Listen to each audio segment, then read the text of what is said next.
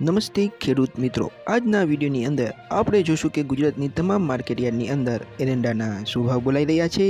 પણ મિત્રો, જો એની પહેલાં તમે ચેનલને સબસ્ક્રાઈબ ન કરી હોય તો ચેનલને સબસ્ક્રાઈબ કરી દેજો, જેથી કરીને એરંડાના ભાવોની અપડેટ તથા ખેડૂતોને લગતા સમાચાર તમને સૌથી પહેલાં મળી રહે। મિત્રો, તો ચાલો જોઈએ કે આજે ગુજરાતની તમામ માર્કેટયાર્ડની અંદર એરંડાના શું ભાવ બોલાઈ રહ્યા છે।